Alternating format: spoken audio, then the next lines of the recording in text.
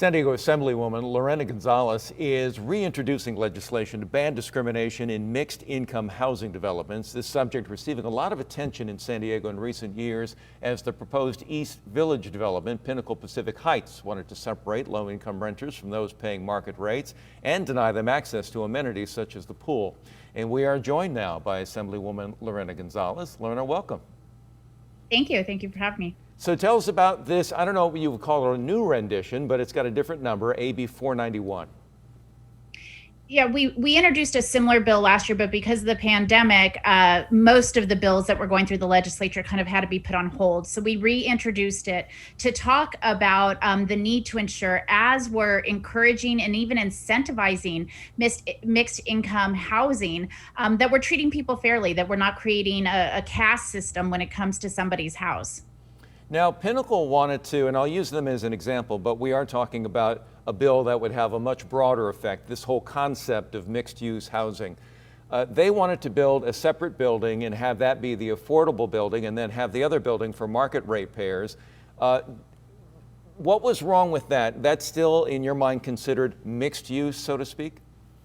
It is. So these units, these construction projects get preferential treatment because they get to build more, sometimes less parking, sometimes fewer requirements, because they do have an affordable component.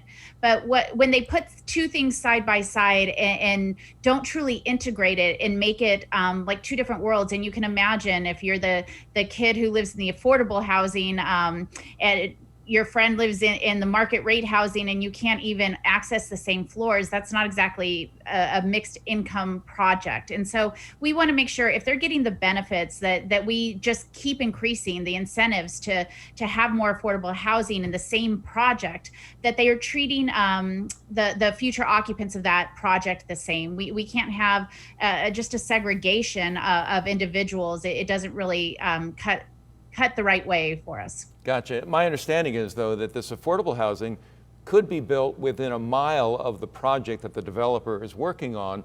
If this had been separated by a couple of blocks, would that have made a difference in terms of, okay, we're going to have the low-income housing here or the renters with the lower rates here as opposed to the market rates over here? Would that have mattered at that point?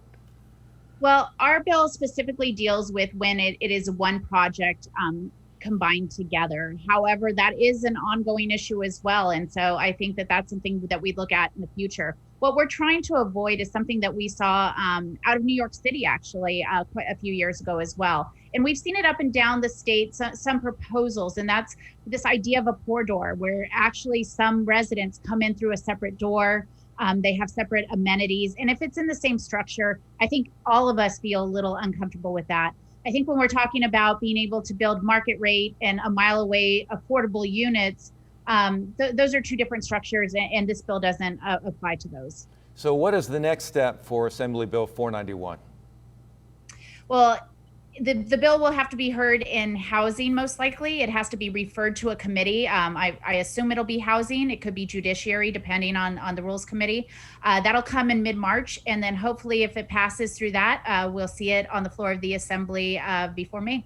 Gotcha. Now, the bill would not stop developers from perhaps pursuing that more distant idea, as we talked about, that you have, okay, your market rate building is in one place and a few blocks down the street will be your lower rate building, and you wouldn't object to that.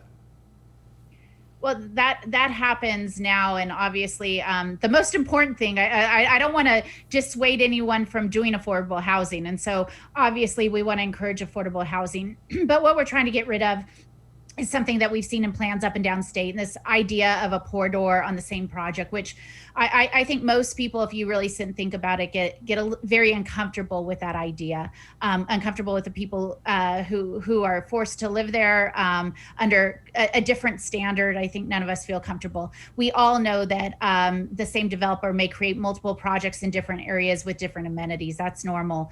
But if we're talking about the same project in the same area, I think we've got to treat people fairly. Assemblywoman Lorena Gonzalez, thank you so much for your time today. Thank you.